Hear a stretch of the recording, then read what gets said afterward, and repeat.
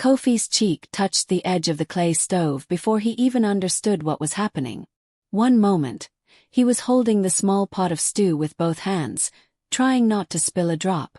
The next moment, Auntie Abina's fingers dug into his shoulder and yanked him forward. "You think you are better than my children, En?" she hissed, her eyes burning brighter than the fire. "Everywhere I go, it is Kofi did this, Kofi did that, such a good boy. I am tired." The pot slipped. Hot soup splashed on the floor. "Auntie, I'm sorry," Kofi begged. He was 12 now, but in that small kitchen with smoke curling in the air, he felt even smaller. "I didn't mean to." Auntie Abina snatched the iron spoon from the fire. The part that had rested in the flame glowed dull red. "Sorry cannot cook food," she snapped. "Let me mark that sorry mouth of yours so you will not forget who you are." Kofi tried to pull back, but her grip was strong. Strong like anger that had been growing for many years. "Auntie, please." The hot metal kissed his face. There was a hiss. For a second, Kofi heard nothing else. Then pain exploded across his cheek like lightning. A scream tore out of his throat before he could stop it. He fell to the floor. Tears poured from his eyes. He smelled something burning and realized with horror that it was his own flesh. "Keep quiet," Auntie Abina snapped, breathing hard. "Do you want the whole village to hear? You are an orphan. You live in my house. You eat my food. If I say stand, you stand. If I say burn, you burn. Do you understand?" Kofi pressed his hand to his face and cried. He did not answer. The pain was a big wave that swallowed all words. Far away, a drum began to beat in the king's compound, slow and heavy like a heart. Years passed. The scar never left Kofi's face. It ran from his left eye down to his jaw, dark and twisted like a crooked river. Children stared when he passed. Some pointed. Some called him Fireface when they thought he could not hear. But the scar was not the only thing that had changed. In the big kingdom of Ahanesa, King Kwaku had grown old. His beard was white like cotton. His back was bent from many seasons of sitting on the throne. He had gold. He had farms. He had warriors. He had stories. But he had no child. No prince. No princess. No one to sit where he sat when his time on earth was done. Because of this, worry hung over the land like a dark cloud. Who would rule when King Kwaku died? Would the chiefs fight? Would enemies attack? Would the people scatter to other lands? One hot afternoon, the king made a choice. He called all the boys of the land, from the smallest villages to the big town, to come to his palace for a great test. He would choose a son from among them, a boy to train as his own child, a boy to become the next king. Kofi stood with the other boys in the wide palace courtyard. His best shirt hung on his thin shoulders. His old sandals flapped against his heels. His scar shone in the sun. Around them, people packed the walls and doorways. Mothers stretched their necks to see their sons. Fathers muttered prayers under their breath. Children climbed trees to watch. Auntie Abina stood in the crowd, her wrapper tight around her waist, her eyes sharp. When she saw Kofi's scar, her heart jumped. All these years, she had told him never to speak of what she had done. If the king found out, she could be punished. She could lose everything. King Kwaku sat on his high stool, wearing a cloth of green and gold. His crown rested on his white hair. But today he did not look weak or tired. His eyes were bright as he studied the boys. He stood up slowly and walked down from the stool. The crowd gasped. The king almost never left his throne in public. He came to stand right in front of Kofi. "Lift your head, my son," King Kwaku said gently. Kofi swallowed. His legs shook. He raised his face. The king's gaze settled on the scar. His eyes softened. "Who hurt you like this?" he asked, loud enough for those nearby to hear. The courtyard went silent. Even the birds on the palace walls seemed to stop their singing. Kofi felt Auntie Abina's stare on his back, hot as the spoon had once been. He could almost hear her voice in his ear. Say nothing or you will regret it. But he could also hear another voice inside his heart. A small, quiet voice that sounded like his mother, long gone. Kofi, my son. Always tell the truth, even when you are afraid. King Kwaku raised his staff. Today, he said, his voice carrying across the courtyard, I will choose one boy to become my son, my heir, the next king of Ahanesa. But first I want to know. He fixed his eyes on Kofi. Will you tell me the truth about that scar? Kofi opened his mouth to speak. Before a word could come out, King Kwaku lifted his staff high and declared, Today, before all of you, I choose. The crowd leaned forward. Auntie Abina's fingers dug into her wrapper. Kofi's heart hammered in his chest like a drum. Before we hear the king's next words, the story must go back to where it began, on a normal morning in a busy village, before any scar, before any test, before any king's choice. Before we continue, please like and subscribe and let us know where you're watching from. The rooster in Auntie Abina's yard liked to brag. Kukuruku! It cried while the sky was still dark, as if it alone had pulled the sun up from its mat. Kofi groaned and pulled the thin cloth over his head. His sleeping mat was near the kitchen door, where smoke from last night's fire still clung to the air. Kukoyuku! The rooster shouted again louder. All right, Kofi muttered to himself. He pushed the cloth away and sat up. The floor was cool under his bare feet. Morning in the village of Nsuni always began with sound. Pots clanged. Women called to one another as they swept their yards. Goats bleated. Babies cried, then laughed when their mothers picked them up. Somewhere in the distance, someone started a song, and others joined like a river of voices. Kofi loved that time of day. Before the sun grew hot. Before Auntie Abina's tongue grew sharp. He folded his mat and leaned it against the wall.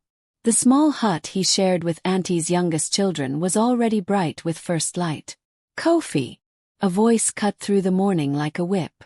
Are you sleeping like a python? Get up and fetch water before the queue starts. I'm up, Auntie, Kofi called back. He grabbed the yellow plastic bucket, worn but strong, and hurried out into the yard. The rooster strutted past him, chest puffed out, as if it owned the whole compound. Kofi smiled and bowed playfully. Good morning, Your Highness. The rooster blinked, then pecked at nothing and walked away. In the next hut, Auntie Abina's daughter, Ajoa, was still snuggled under her cloth. Auntie, Ajoa yawned from inside.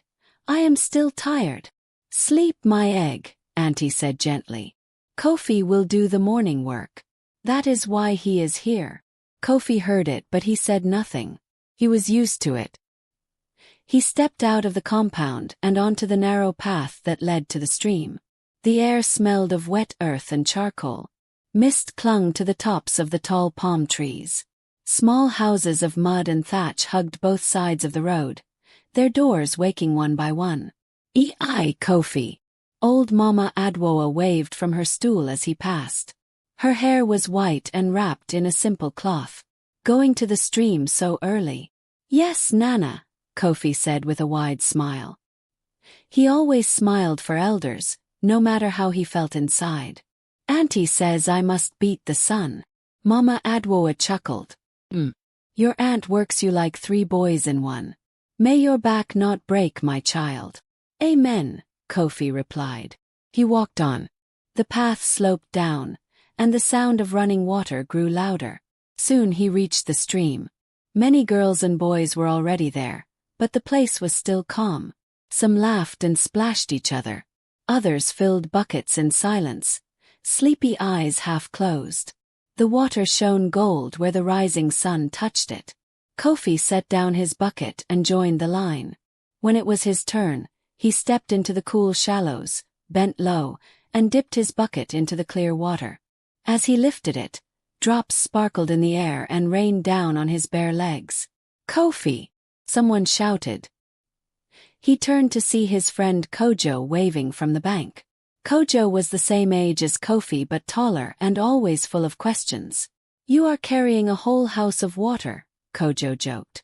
Are you building your own stream in Auntie's compound? Kofi laughed. If I had my own stream, I would sell you water for 1 cowrie every cup. Then I will go and drink sand instead.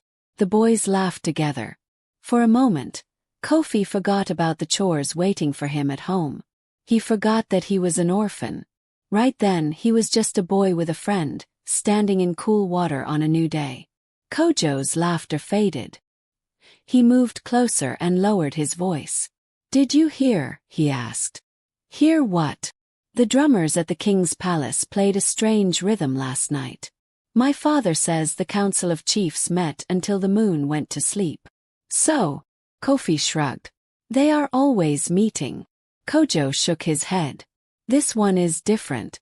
People say the king is worried because he has no child. They say.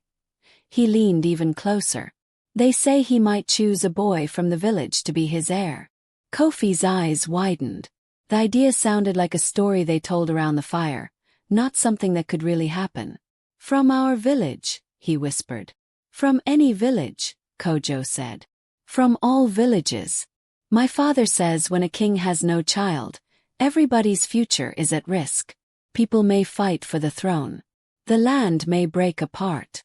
Kofi looked down at the water, seeing his face ripple on the surface.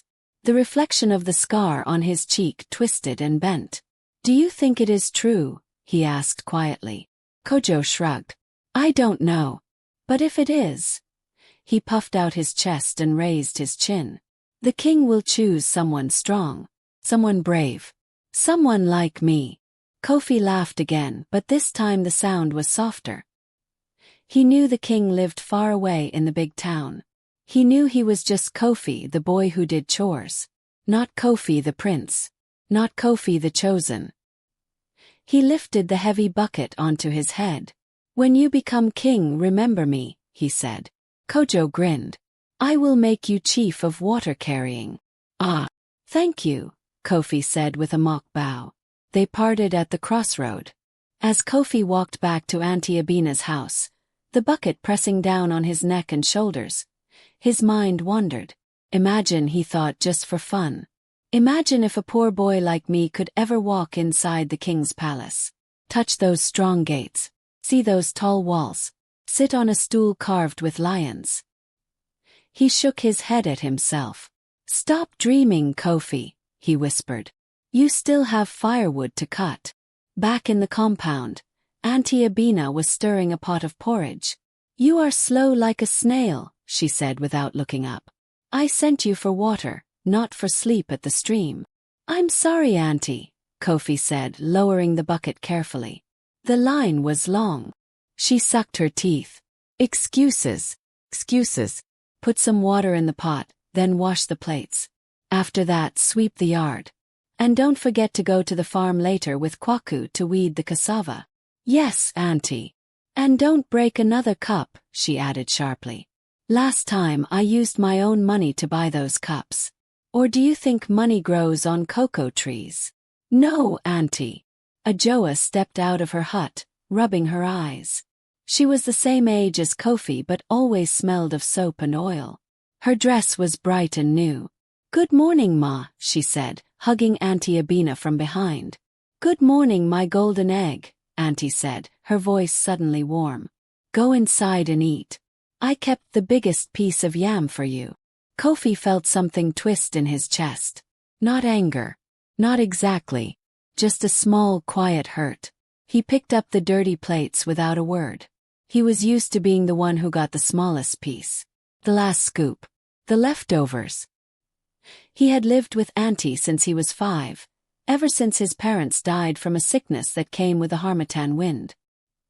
He remembered hug after hug from strangers at the funeral. He remembered people whispering, "Poor child, he has no mother, no father." He remembered Auntie Abina saying, "I will take him. He is my brother's son. I cannot let him sleep on the street." People had praised her. "You are a good woman," they said. "Kofi is lucky." For a while she had been kind. But as time passed and the praise faded, something in her changed. Whenever people spoke well of Kofi, she grew uneasy. Her eyes grew hard. "How can an orphan shine more than my own children?" she would mutter. So she gave him more work, more blame, less love. But even in that house, Kofi tried to hold on to one thing. His mother's words. "Always tell the truth," she had told him. "Work hard. Be kind. Your heart is your crown, whether you sit on a throne or on a mat." Sometimes when he lay on his mat at night and the world was quiet, he whispered those words again and again until sleep came. That morning, after washing the last plate and sweeping the yard until it almost shone, Kofi sat on a low stool to rest his back. He watched Ajoa play with a bead bracelet. She pouted when it slipped from her wrist. "It is too big," she complained. Auntie Abina looked at Kofi. "Why are you sitting?" she snapped. "Are you a chief? Go and help her tie it." Kofi stood up at once. "Let me see, Ajoa."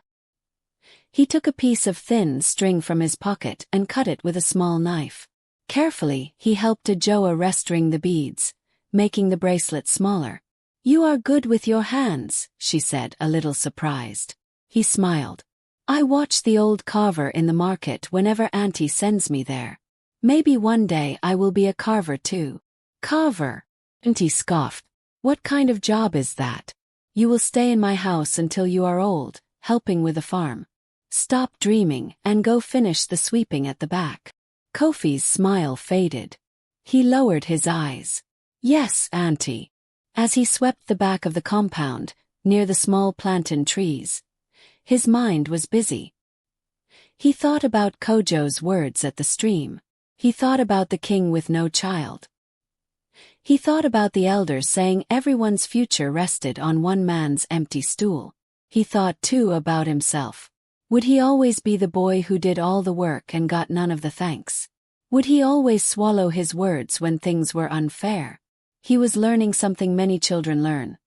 The courage to speak up is not easy, especially when you are small and the one shouting at you is big.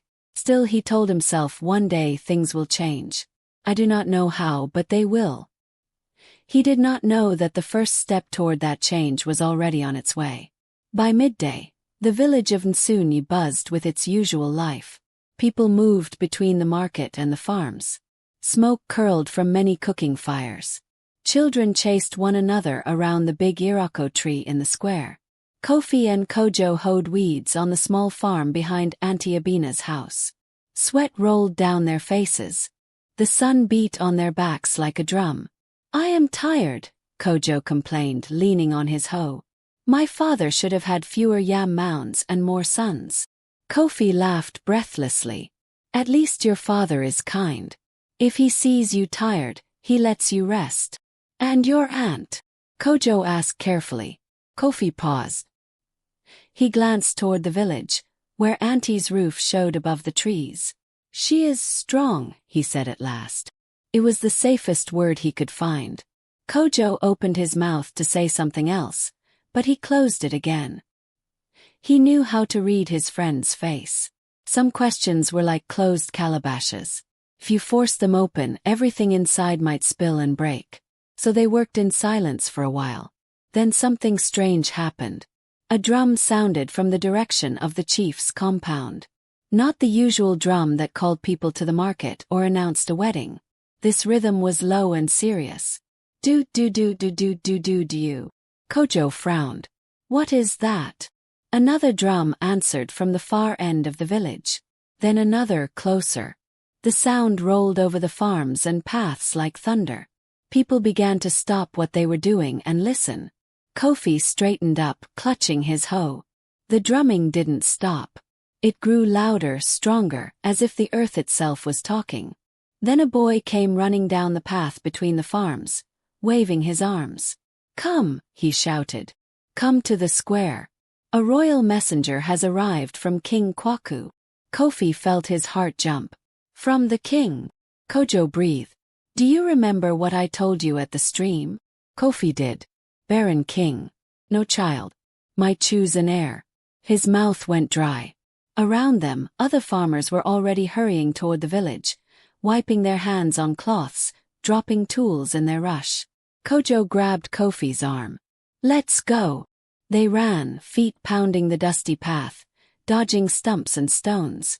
When they reached the village square, it was already crowded. People packed in close, faces turned toward the big iroko tree. Under that tree stood a man in fine cloth, holding a staff with a golden bird carved at the top. Beside him, the village chief stood with his own staff. The royal drums rested on the ground like two large sleeping animals. Kofi and Kojo squeezed through the crowd until they could see the messenger clearly. The man lifted his staff. The golden bird glinted in the sun. "People of Nsuni," he called, his voice strong and clear. The whole square went quiet. Even the babies seemed to stop crying. Kofi felt his heart beating hard against his ribs. He thought of the king. He thought of Kojo's words. He thought of the future hanging in the air like a ripe fruit. The royal messenger opened his mouth to speak the message that would change everything. And that was when Auntie Abina's hand closed tightly around Kofi's arm from behind. Auntie Abina's fingers bit into Kofi's arm. "What are you doing here?" she hissed in his ear. "Standing like a tree while work is waiting." Kofi winced. "Auntie, the royal messenger." "Messenger or not, cassava does not weed itself," she snapped. "Come." Without waiting for his answer, she dragged him out of the crowd. People were pressed close together, eyes fixed on the man with the golden bird staff. No one paid attention to one small boy being pulled away. Kofi tried to look back. He wanted to see the messenger's face, hear every word from the king. But Auntie's grip was tight. He stumbled after her as she pushed through the people and out of the square. "Auntie, please," he said, trying not to sound angry. "Just let me listen. Only for a short." "Short?" she cut in. "Is there a short way to cook, a short way to farm, a short way to raise children? You think life is short stories and long sleep?" They reached the edge of the square. The sounds of the crowd and the low beat of the drums washed over them like a faraway wave. Auntie Abina stopped and turned to face Kofi. Her eyes were dark, her lips tight. "Listen," she said. "All this palace talk has nothing to do with you. You are not a chief's son. You are not a rich man's son. You are just Kofi, the orphan boy under my roof. You understand?" Kofi's chest hurt. He swallowed and nodded slowly. "Yes, Auntie." "Good. Now go back to the farm. If I find one weed greeting the sun when I return, your back will hear from my cane." She spun around and marched back toward the square to hear the news herself. Kofi stood there a moment, hands hanging at his sides. The path to the farm waited behind him. The sound of the royal messenger's voice floated on the air in front of him. Faint, but still there. He could not hear the words. Only the rise and fall like waves on a big lake. He wanted to stay, to hide behind a tree, to listen. But he was tired. Not just in his body. Tired in his heart. He turned away and walked back to the farm, each step heavy as a stone. The sun had begun to bend toward the west when Kojo came running between the cassava rows, breathless and wild-eyed. "Kofi! Kofi!" he shouted. "You missed it." Kofi straightened up from where he had been pulling weeds. His hands were brown with dirt. His neck ached. "Missed what?" he asked, though he already knew. "The message from the king." Kojo gasped, leaning on his knees. Sweat shone on his forehead. "You should have seen it. The drums. The staff with the golden bird. Everyone listening like goats staring at a lion." Kofi tried to smile. "Tell me then. What did he say?" Kojo's chest puffed up. He liked telling news, especially when he was the first. "He said King Kwaku is old," Kojo began, "and the gods have not given him a child. No son. No daughter. No one to take his place." Kofi nodded slowly. "We knew that." "Yes, but this part is new." Kojo's eyes shone. "The king fears that when he dies, the land will break. Chiefs will fight. Enemies will attack. So he has decided to choose a son from among the boys of the kingdom." Kofi's heart gave a small jump. From our village too." "From every village," Kojo said. "From every town." The messenger said, Any boy between 10 and 15 must come to the king's palace in 2 weeks' time. The king will test them, not with fighting only, but with work and wisdom and truth. From them, he will choose one to be his heir. Kofi's mouth fell open. All boys, he whispered. Even boys like us. Kojo laughed. Is there another kind of boy? He didn't say, only sons of chiefs. He said all. Kofi's hoe slipped from his hand. It hit the ground with a dull thud. He felt the world grow bigger around him. 2 weeks. The king's palace. A chance, small as an ant, but still a chance to stand before the man who ruled the land. So we can go, he asked. Kojo nodded so fast his head looked like it might fall off. My father says I must go. He says even if only one boy is chosen for the throne, all boys who go will learn something. They will see how the king lives, how he thinks. They will bring that wisdom back. His voice dropped. Kofi, this could change everything. Kofi's eyes shone.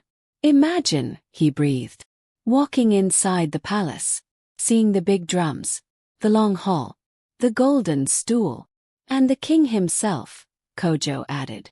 Talking to you like you matter.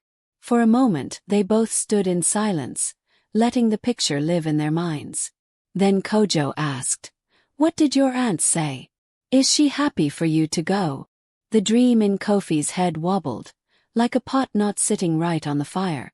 He looked down. She didn't say anything yet, he answered. She dragged me away before the messenger spoke. She said the news has nothing to do with me. Kojo's mouth twisted. Your aunt, he said slowly, is like a hen sitting on another bird's egg. She wants the warmth for her own chicks. Don't talk about her like that, Kofi said quickly.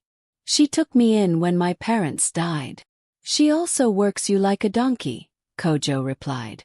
My father says people can do a good thing in the beginning and still do bad things later. Kofi had no answer for that. Kojo straightened up and slung his hoe across his shoulder. Anyway, talk to her, he said. Ask her if you can go. You never know. Maybe she will say yes. I will go to the big town with you, and we will stand before the king together. He grinned, full of hope. Kofi tried to catch some of that hope and hold it inside him like catching rain in a calabash. Maybe, he said softly. That evening, the village of Nsuni was full of talk.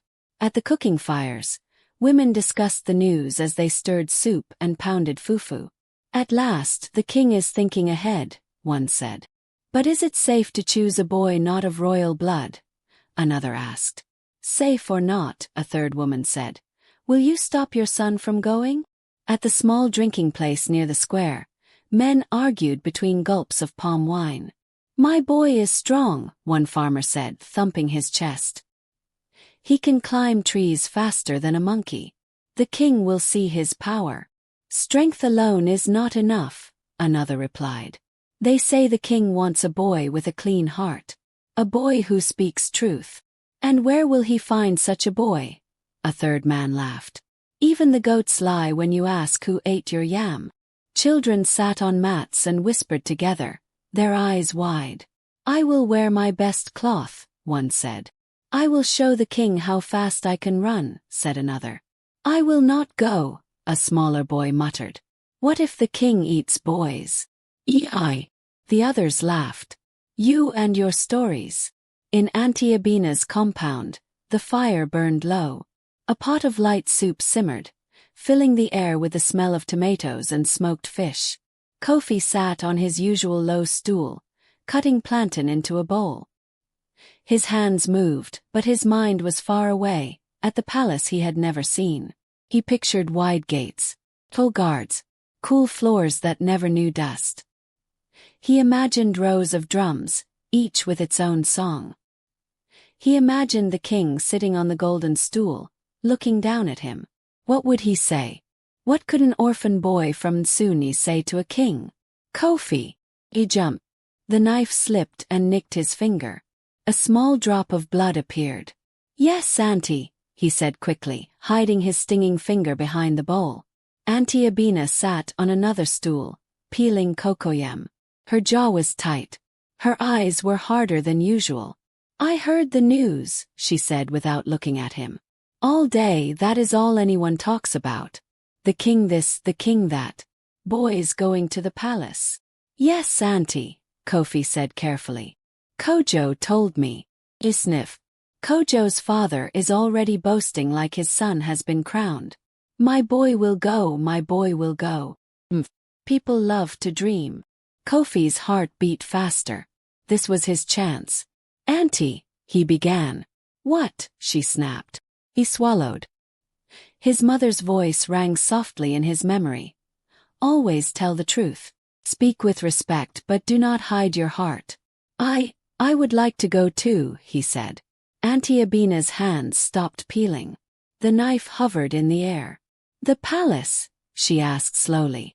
"Yes, Auntie. The king said all boys." She dropped the cocoyam into the bowl and turned to face him fully. "Who told you the king was calling you?" she demanded.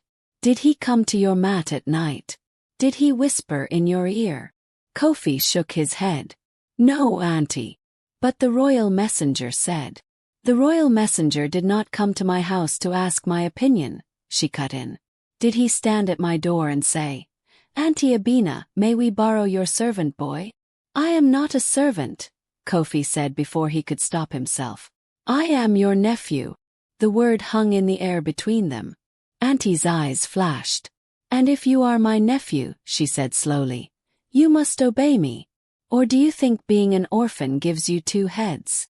Kofi's face burned, but he held her gaze. "I want to go, Auntie," he said again, more firmly this time. "Not only for myself.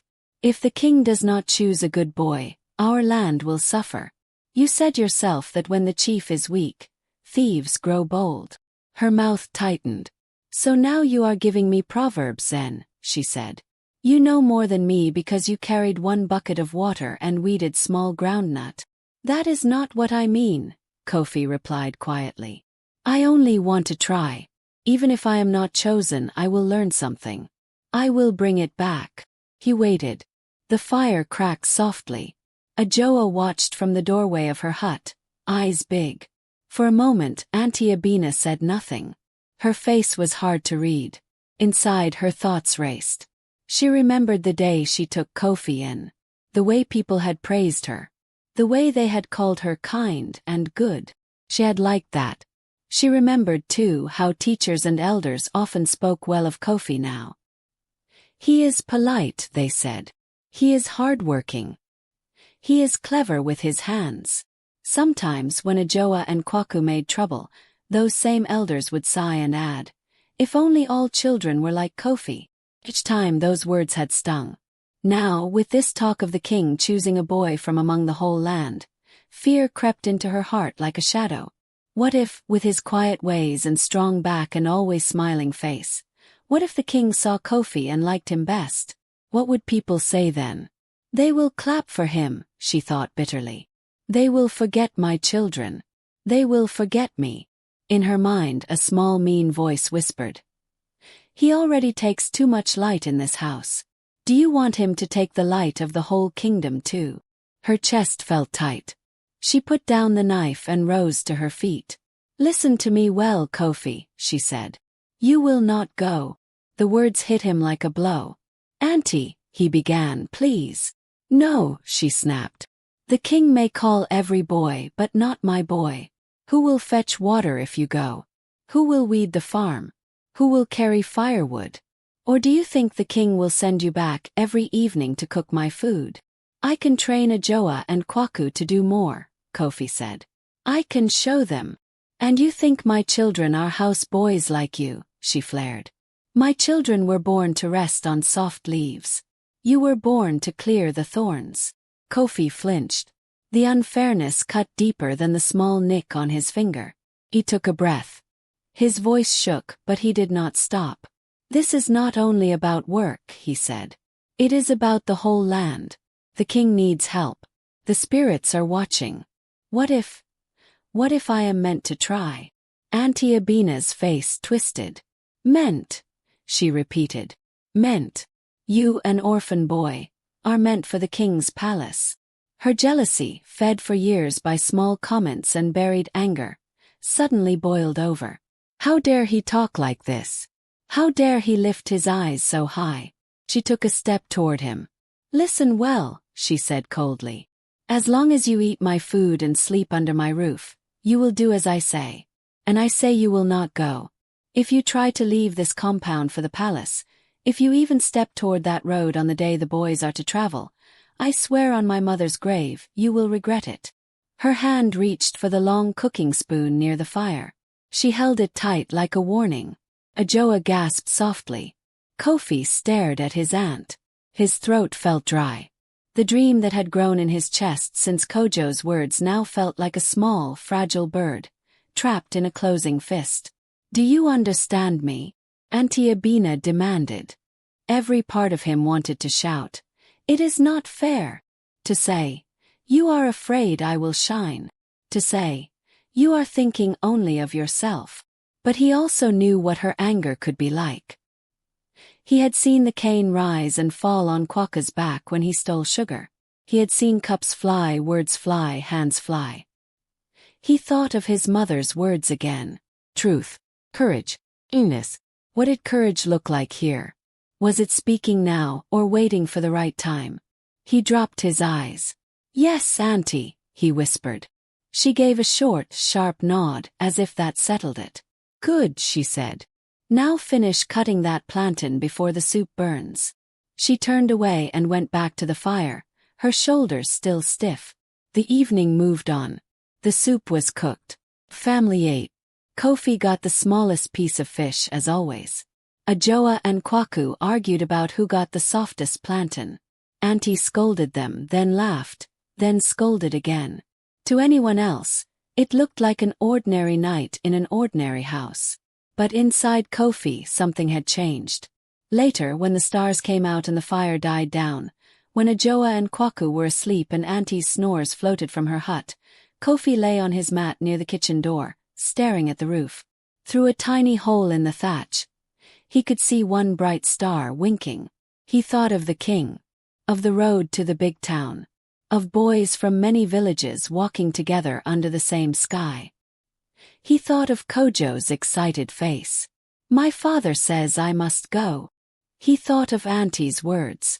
You will not go. His chest hurt. Tears pricked his eyes, but he blinked them back. It is not only about me, he told himself. If the king chooses the wrong boy because the right boys were too scared to go, what will happen to our home? To our farms? To our people? A quiet voice inside him answered. If you stay, will you not always wonder what could have been? He listened to the night sounds.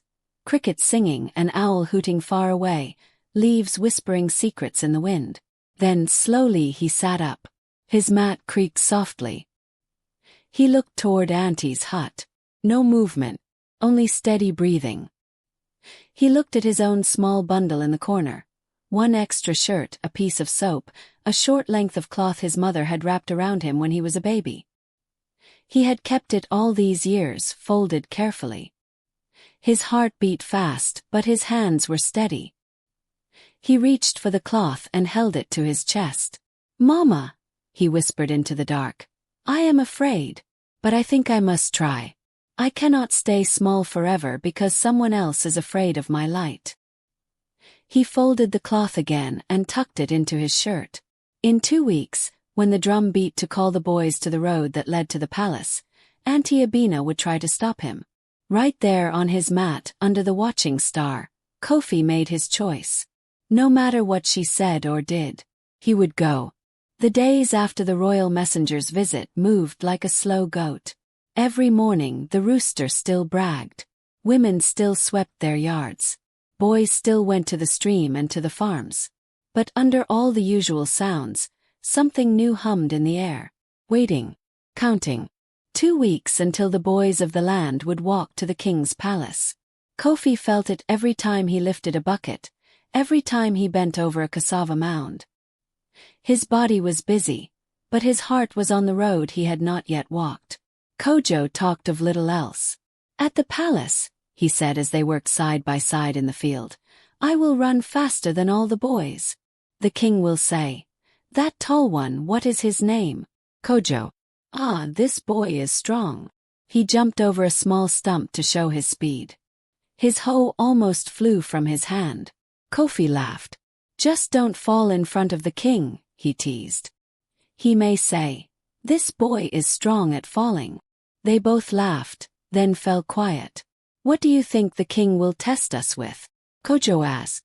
I don't know, Kofi said. My grandmother used to say, a chief's first test is his own heart. Maybe the king will watch how we treat each other. Who shares food? Who lies? Who helps? Kojo frowned thoughtfully. Then I will share my food with you, he said. But only a little. Only a little? Kofi asked. Of course, Kojo grinned. I will be hungry too. They laughed again, but Kofi was thinking about more than food. He thought about truth and courage, the things his mother had spoken of. The things the king was said to value. At night, after the house was quiet, Kofi lay awake on his mat, going over his plan again and again. On the morning the drum called the boys. He would wake early before Auntie Abina. He would carry water, sweep the yard and make the fire, so she could not say he left her work undone. Then, with his small bundle, he would slip out and meet Kojo and the other boys on the main road. He prayed it would be that simple. Deep down he knew it would not.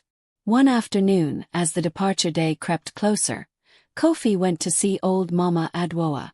She sat on her usual stool under the mango tree, her back straight despite her age. Her headscarf was white. Her walking stick rested beside her. Good afternoon, Nana, Kofi said, bowing his head. Ah, Kofi, she answered, her eyes soft. Come and sit. My shadow is big enough for two. He sat on a low stone at her feet. The ground was cool in the mango shade. Your face is full of thoughts, she observed. What are they saying to you? Kofi twisted his fingers together. He felt safe with Mama Adwoa. She had known his parents. She had cried real tears when they died. Nana, he began slowly. You heard about the king's call? She nodded. Even the lizards have heard. They stop on the walls and talk about it. I want to go, he said. But my aunt says I must not. She says I am only an orphan. That the palace is not for boys like me. Mama Adwoa's eyes grew sad. Ah, she murmured. There are many ways to make a child feel small. Kofi stared at his hands. Maybe she is right, he said quietly. Maybe I am dreaming too high. Maybe the king will never even look at me. Maybe I should just stay and work. Mama Adwoa was quiet for a long time. A small bird hopped near her feet, searching for crumbs. Far away a goat bleated. My child, she said at last. Do you know how many seeds a farmer loses when he plants? Kofi looked up, confused. What do you mean, Nana? He throws many seeds on the ground, she said. Some die in dry soil. Some are eaten by birds. Some are washed away by rain. Only some grow into big plants, heavy with fruit. Kofi nodded slowly. Yes, Nana. But tell me, she asked, leaning forward a little. Does the farmer stop planting because some seeds will not grow? Kofi thought about the farmers he knew. He had never seen one say, I will plant nothing this year. I am afraid the rain will not come. No, he said. Why not? Because, Kofi said, choosing his words, if he does not plant, nothing at all will grow. Mama Adwoa smiled. Good. So tell me, Kofi, if you do not go when the king calls, what will grow? He felt something open in his chest. Nothing, he whispered. She nodded. Your auntie is afraid, she said. Afraid of losing your hard work. Afraid of your light. Afraid people will praise you more than her children. Fear makes people do selfish things. But she took me in, Kofi said. She gave me a roof and food. Yes, Mama Adwoa agreed. And for that you should be grateful. But you must remember this. Gratitude is not chains. Kindness does not mean you must bury your own future. Kofi blinked. Simple words. Strong truth. What should I do, Nana? He asked. If I go, I disobey her. If I stay, I disobey. the call in my own heart. Mama Adwoa's gaze was steady. There comes a time in every person's life, she said, when they must choose who they will answer to, fear or purpose. She tapped her stick on the ground. Your mother wanted you to be brave. I heard her say so when you were a baby. The king is calling. My own bones are old, I cannot go. But you have young legs. You have a good heart. If you feel you must go, then go. But auntie, if you go, Mama Adwoa said quietly, do not go in hate. Go in respect even if she is harsh. Carry water before you leave. Sweep her yard. That way when she shouts, it will be only her anger speaking, not your guilt. She reached into the fold of her cloth and took out a small, smooth stone, pale as moonlight. Take this, she said. Kofi accepted it carefully. It was cool in his palm. What is it, Nana? He asked. A reminder, she said. When your heart shakes, when you feel small, hold it and remember. The same God who made the mountain made the pebble. Both are part of his world. Both matter. Kofi closed his fingers around the stone. Thank you, Nana, he said, his voice thick. She patted his head with her wrinkled hand. Go, my child. And whatever happens, do not let anyone burn away your truth. The word burn pricked his mind for a moment, sharp as a thorn. Then it passed. At that time, he did not yet know how close that word would come to his skin. The night before the boys were to leave for the palace, the village could not sit still. Mothers checked and rechecked their sons' small bundles. A shirt, pair of shorts, maybe a small coin if they had it. Piece of cloth from home. Fathers gave last words. Do not be proud, one said. Do not be foolish, said another. Do not forget where you came from, said a third. Some hugged their sons tight. Some only nodded, trying to hide their worry. Kojo's house was noisy with laughter and talk. My boy, his father said proudly, clapping Kojo on the back. Remember, even if the king does not choose you, you are my son. That is already a big thing. Kojo grinned from ear to ear. Yes, father. Kofi could hear their laughter from where he sat in Auntie Abina's yard, polishing his old sandals with a rag. Each sound of joy felt like salt on a wound. In his own house, there was no bundle waiting on a mat.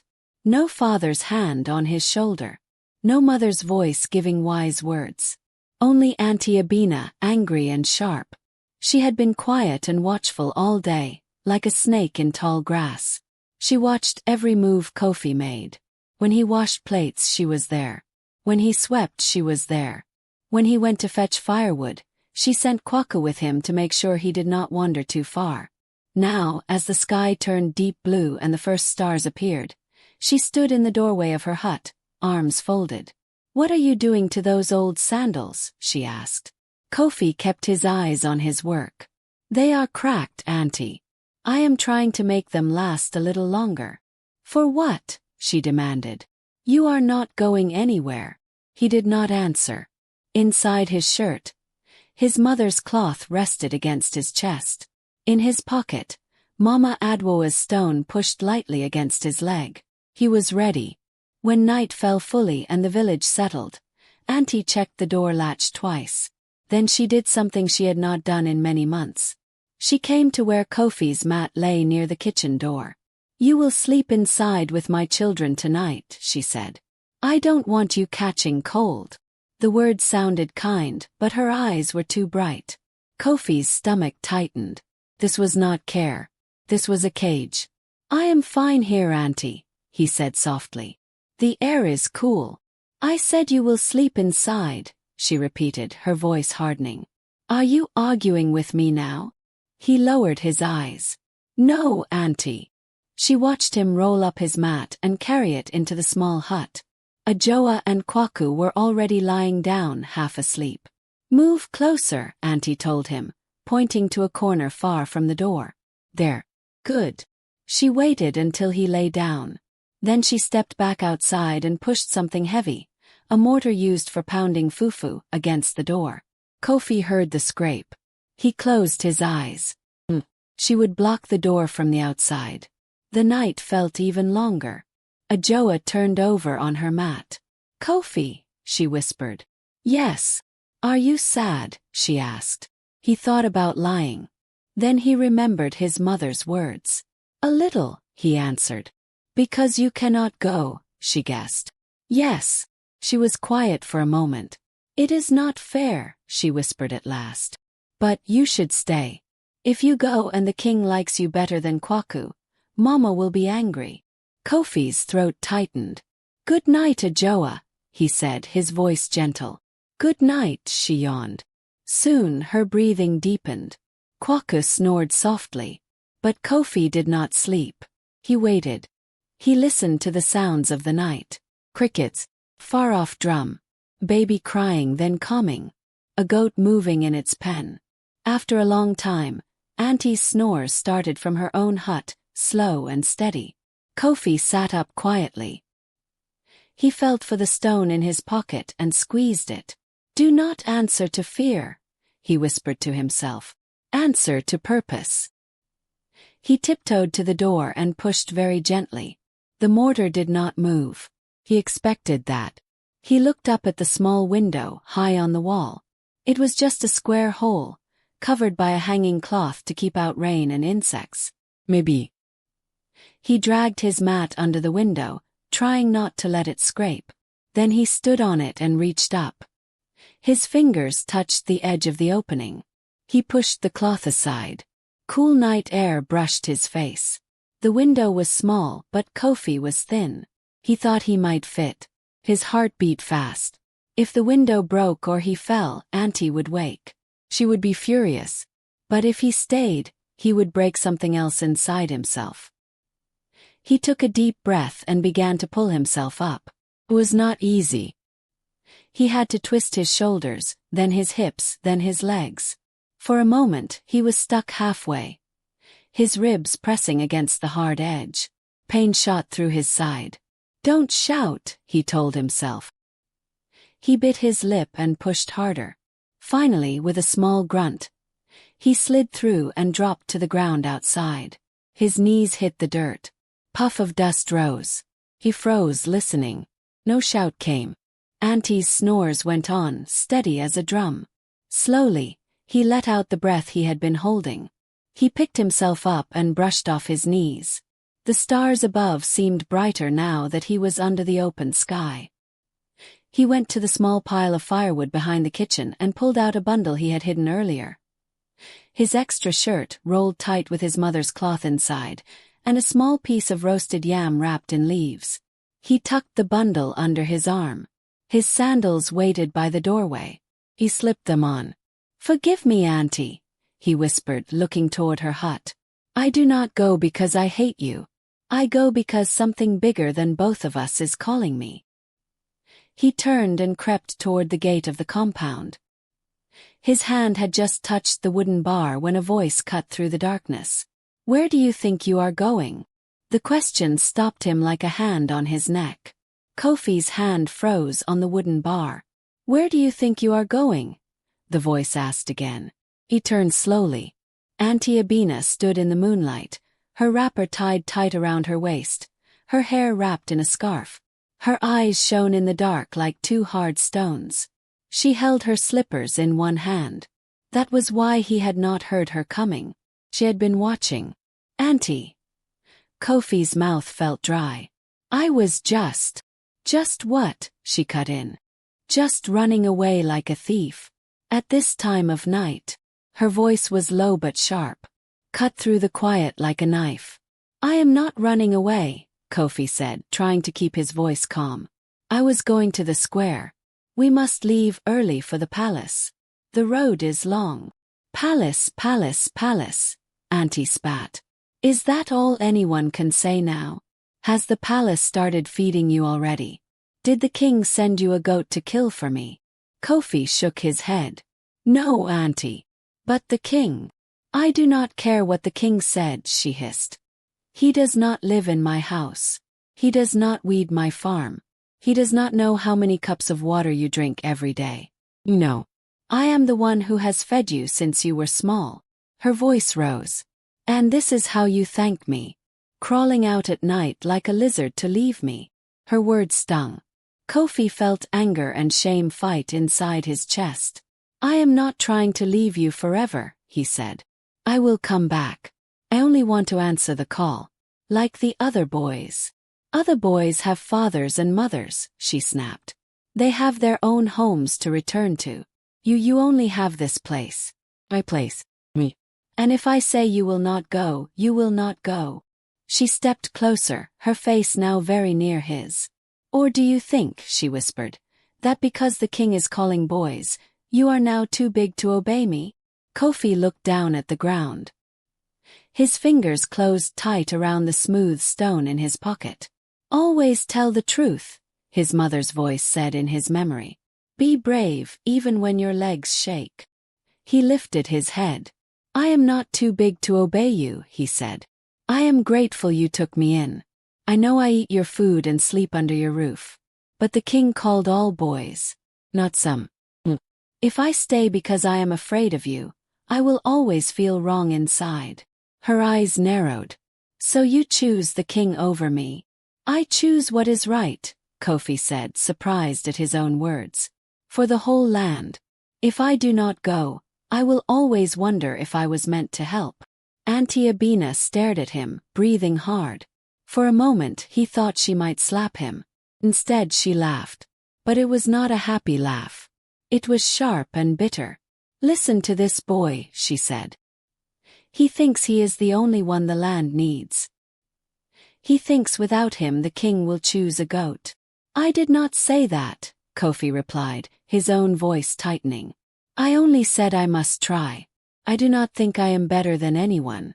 I just do not want to live with my mouth closed when my heart is speaking.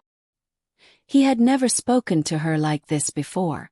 His words hung in the night air. Auntie's face darkened. So you have grown wings, she said slowly. You think you can fly over my head. I still respect you, Kofi said quickly. I always will. But respect, she snapped. Is this respect? Sneaking out in the dark. Throwing my words away. Let me show you what respect looks like. She grabbed his arm, her fingers digging in hard. Kofi winced. Her grip hurt more than the wooden bar. What is this noise? Another voice, old but strong, cut across the yard. They both turned. Old Mama Adwoa stood just outside the compound gate, wrapped in a cloth. Her white head scarf glowed pale in the moonlight. She leaned on her stick, eyes sharp. I thought I heard a quarrel, she said. At this time of night. Even the owls are tired. Auntie Abina's hand slowly loosened on Kofi's arm. Nothing is wrong, Nana, she said too quickly. This boy was only going to ease himself. You know how children like to drag their feet. Mama Adwoa's eyes moved from Auntie to Kofi. Is that true? She asked simply. Kofi felt his heart beat fast. This was another test. Speak truth and bring more trouble. Or lie and let his chance die. He thought of the seed story she had told him. If you do not plant, nothing will grow. He swallowed. No, Nana, he said. I was going to the square. To join the other boys when they leave for the palace. Auntie sucked her teeth loudly. You see, she cried. You see how he shames me in front of elders. An orphan with a long tongue. Mama Adwoa did not look surprised. I thought so, she said. You pushed the mortar against the door, did you not, Abina? Auntie's eyes flashed. He is my sister's son, she said. I must keep him safe. Safe, Mama Adwoa repeated. From the king's call. From foolish dreams, Auntie snapped. For a moment, the three of them stood in a triangle of moonlight and shadow. Mama Adwoa sighed. Abina, she said, when the king beats his drum, it is not only for rich houses. It is for all. If you block a royal call, you bring trouble on yourself. And on him. I am the one who has held him up all these years, Auntie said. Where were you when my brother died? When I took his child? People praised me then. They said, Abina, you are a good woman. Now, when I say no to this boy going to play palace games, suddenly I am the wicked one. Her voice cracked a little on the last words. Kofi felt a sting of pity. He knew she had worked hard. He knew life was not easy for her either. Mama Adwoa's voice softened. "No one forgets what you did," she said. "You took him in when the ground was still wet from his parents' tears. That is a good thing. But good deeds are not cages. They are not chains you wrap around a child's neck." Auntie lifted her chin. "If he leaves, who will weed my farm?" she asked. "Who will carry water? My own children are lazy. He is the one I can send and send again." Her honest words came out before she could hide them. Even she seemed surprised. Mama Adwoa nodded slowly. "Ah," she said quietly. "So that is it. You are afraid to lose his hands." "And his praise," Kofi thought but did not say. The old woman turned to him. "Kofi, my child," she said, "if you leave now, your aunt will shout and cry. She may even curse. Are you ready for that weight?" Kofi's throat felt tight. He did not want Auntie to suffer. He did not want anyone to hate him. But he also did not want to carry a silent regret for the rest of his life. "I don't want to hurt her," he said, his voice low. "But I feel like if I stay, I will be hurting something inside myself. And maybe the land too if I was meant to help." Mama Adwoa looked back at Auntie Abina. "Abina," she said, "tomorrow, the chief will stand in the square and bless the boys who go. The royal messenger will be there. Let the chief decide. If he says the boy may go, will you fight the chief and the king and the gods together?" Auntie's mouth opened, then closed. She could fight a boy. She could even argue with an old woman. But fight the chief and the king and the spirits? Her jaw clenched. "What are you saying, Nana?" she asked. "I am saying," Mama Adwoa replied, "let the boy come and sleep in my hut tonight. In the morning, we will all go to the chief's compound. You, me and Kofi. We will speak in the open sun, not in the dark. We will see what is decided." Auntie Abina stared at her. "You want to steal my nephew?" "I am too old to steal anything but sleep," Mama Adwoa said dryly. "I only want peace. If you go home now and sleep, you will not have to watch him climb through windows like a rat. You will not have to guard the door all night." Auntie's shoulders sagged. Guarding the boy would mean no sleep. No sleep would mean no strength for the farm. She looked at Kofi, standing there with his small bundle, eyes shining with hope and fear. Something tugged at her heart, something she did not want to name. "Fine," she said at last, her voice sharp. "Go. Sleep in Nana's hut if you like. Go and fill your head with big dreams. But remember this, Kofi. If the chief says no tomorrow, you must obey. If you sneak away again, even the king will not save your back from my cane." "I understand, Auntie," Kofi said quickly. He bowed his head to her, then followed Mama Adwoa out of the compound. The gate closed behind them with a soft thud. As they walked slowly to the old woman's hut, Kofi felt his legs tremble, not from fear now, but from release. "You spoke well," Mama Adwoa said. "Your words were strong but not rude. That is not easy." "I was shaking inside," he admitted. "Bravery does not mean your heart is quiet," she said. "It means you move your feet even when it is loud." They reached her small hut.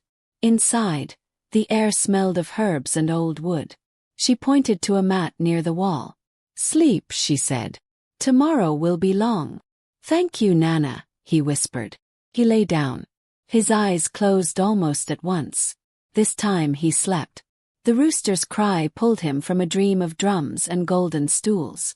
Kukoryuku. Morning light poured through the small window of Mama Adwoa's hut. Kofi sat up with a start.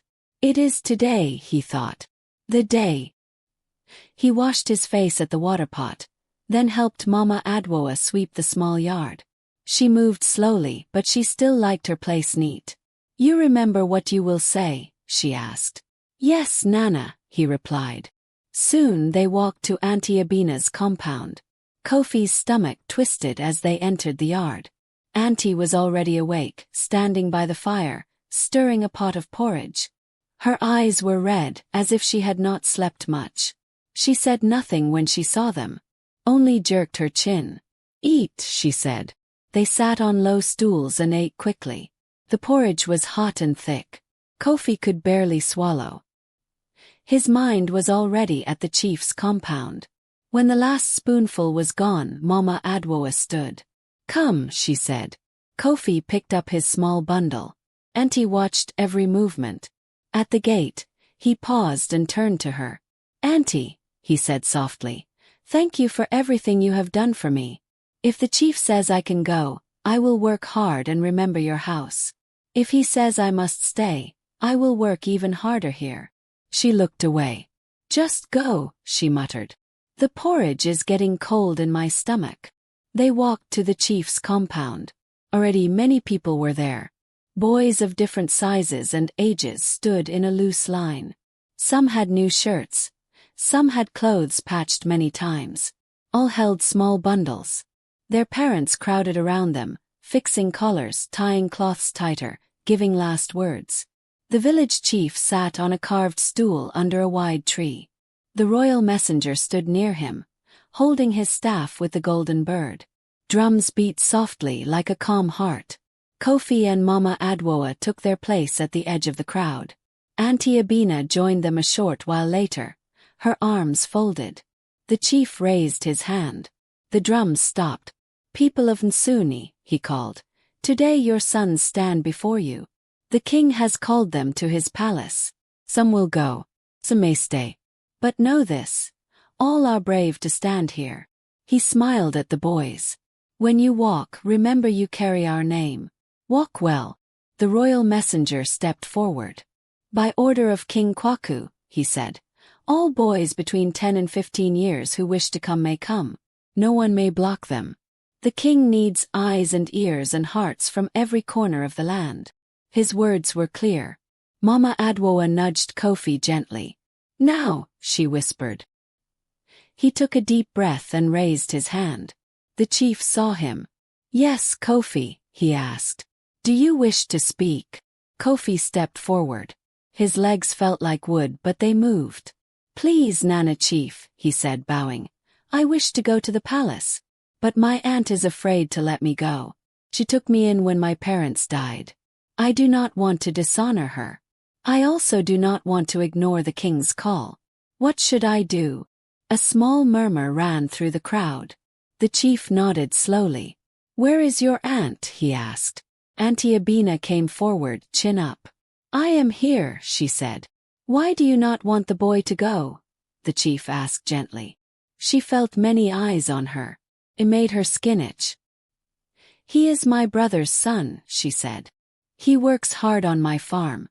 My own children." She hesitated. "They are still learning. If he leaves, things will be hard. Also," she swallowed, "he has big dreams. I am afraid he will forget us if he finds a new life." Her last words were softer. The chief listened. Then he turned to the royal messenger. "You heard," he said. "The king calls all boys. But this woman fears losing her helper. What does the king say to such fear?" The royal messenger lifted his staff.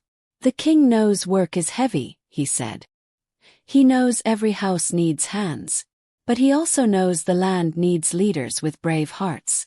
If every family keeps their strongest child home because of fear, who will stand when danger comes?"